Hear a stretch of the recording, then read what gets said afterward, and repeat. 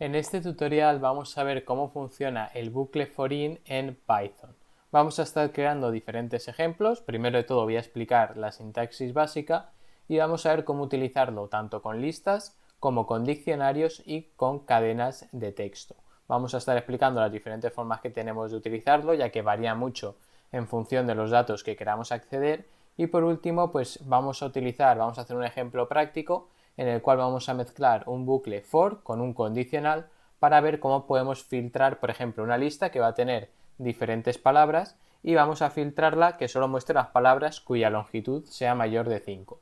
Así que vamos a estar haciendo todo esto en este tutorial desde cero y paso a paso. Y en la descripción te dejo un tutorial en el cual explico los fundamentos de Python y una lista de reproducción en la cual tengo un montón de ejercicios los cuales voy actualizando para que puedas ir practicando.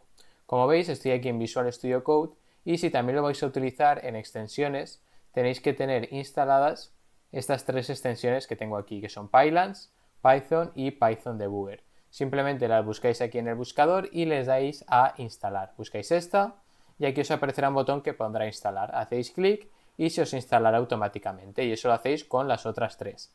Y eso simplemente lo que nos va a permitir es que todo el código que vamos a escribir en Python pues se ejecute de manera correcta. Luego venimos aquí a archivo, abrir carpeta y yo en este caso tengo abierta una carpeta que se llama tutorial. Y dentro de la carpeta vamos a crear nuestro archivo. Creamos nuestro archivo .py. Voy a hacerlo, voy a quitarlo, voy a ponerlo en minúsculas, script.py y muy importante poner .py ya que el código que vamos a escribir va a estar en Python. Y ahora pues vamos a crear aquí una lista que la vamos a llamar fruits, que va a contener diferentes frutas y vamos a ponerlo de esta manera, vamos a ponerlo en names y vamos a poner diferentes nombres. Por ejemplo, vamos a poner Pablo, ponemos Juan, ponemos Javier y ponemos Pedro. Como veis, tenemos aquí una lista que es la sintaxis básica y tenemos 4 elementos que son Pablo, Juan, Javier y Pedro. Y ahora os voy a explicar lo que es la sintaxis básica del bucle for in. Siempre empezamos con el for y le tenemos que poner una variable a cada uno, que es lo que vamos a crear ahora es una variable temporal que va a hacer referencia a cada uno de los elementos. En este caso vamos a decir, para cada nombre que hay en names, es decir, aquí ponemos names, vamos a crear que en cada nombre, es decir, cada uno de estos elementos que hay en names, lo vamos a llamar name. Y simplemente vamos a hacer un print de cada uno de los name. Y si yo ejecuto este código, como veis nos sale Pablo, Juan, Javier y Pedro. Esta sería la sintaxis. Ponemos el for, el nombre de la variable temporal que va a representar a cada uno de los elementos y después ponemos in y le seleccionamos qué es lo que queremos iterar, que en este caso es nuestra lista que se llama names. Y después en el print pues le decimos que queremos mostrar el nombre de cada uno de ellos. Esta sería pues la forma que tenemos de hacerlo. Y en las listas también podemos mostrar en este caso el índice, que es decir, las listas en función de su posición tienen un índice. Pablo es posición 0, Juan 1, Javier 2 y Pedro 3. Para ello simplemente aquí lo que tenemos que poner es enumerate y esto lo ponemos entre paréntesis. Y esto lo que nos permite, voy a quitar esto de aquí, es poner esto de aquí. Le ponemos aquí lo siguiente, le ponemos índice y aquí tenemos que crear una variable, tenemos que crear una variable nueva que la voy a llamar index y aquí vamos a poner index y le voy a poner, por ejemplo, entre esto ponemos index, dos puntos y aquí ponemos name. Ahora voy a ejecutarlo y os explico lo que hacemos de esta manera. Como veis, aquí nos dice que en el índice 0 está Pablo, en el índice 1 está Juan y esto lo hemos conseguido gracias a enumerate.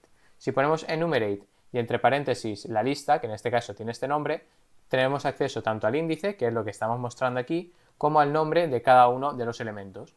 De forma que lo va iterando, coge Pablo y en Pablo coge, en Pablo índice 0 lo pone aquí y el contenido es Pablo, entonces lo pone aquí y de forma que nos muestra la primera opción y eso lo hace pues con el resto de los elementos. Y estas pues serían las dos formas que tenemos de iterar, en este caso listas. Ahora vamos a probar con una cadena de texto, ¿vale? Vamos a poner aquí por ejemplo Word y vamos a poner la palabra Python. Esta va a ser nuestra palabra. Y ahora lo que vamos a hacer es mostrar cada una de las letras que tiene Python. Para ello vamos a poner lo mismo, for.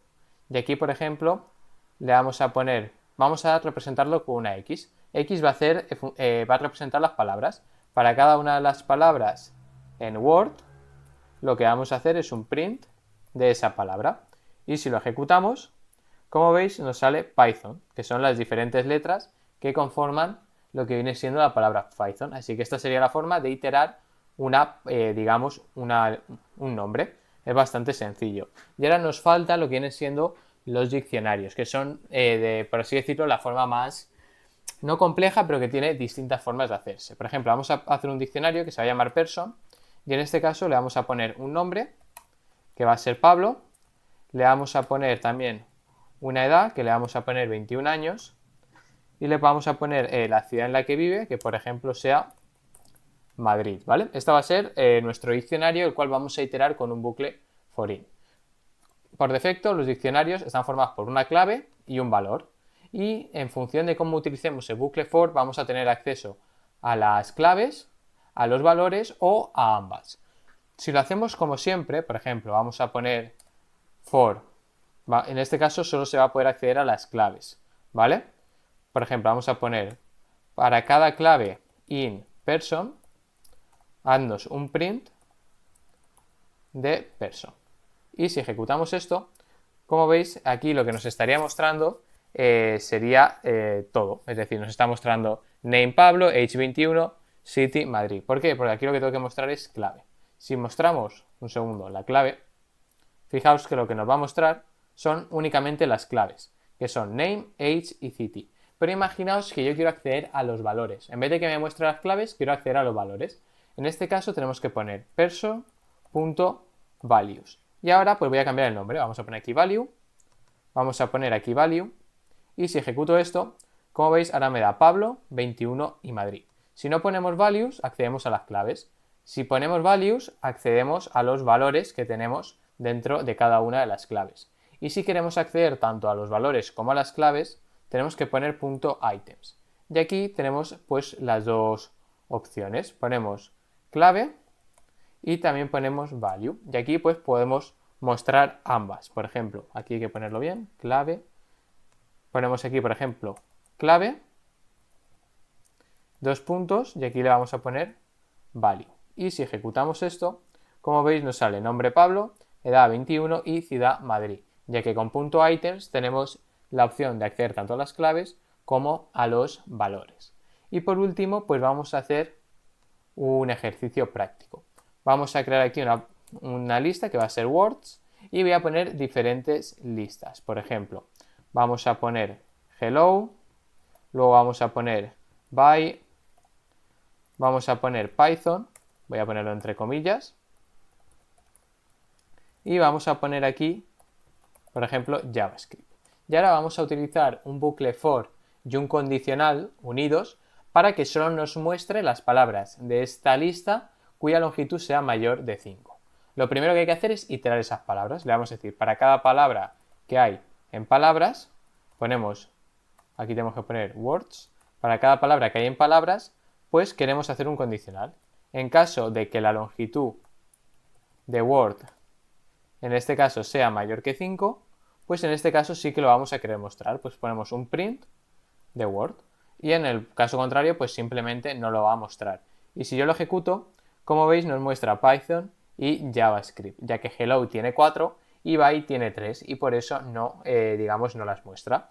Así que este sería un tutorial completo en el cual hemos explicado el bucle for, tanto en listas como en diccionarios como en strings, es decir, cadenas de texto, y hemos hecho pues al final un ejemplo práctico que hemos combinado un bucle for con un condicional para que veáis pues que tiene también distintos tipos de aplicaciones. Y en la descripción, pues como ya os he comentado, os dejo un montón de recursos para que podáis seguir aprendiendo.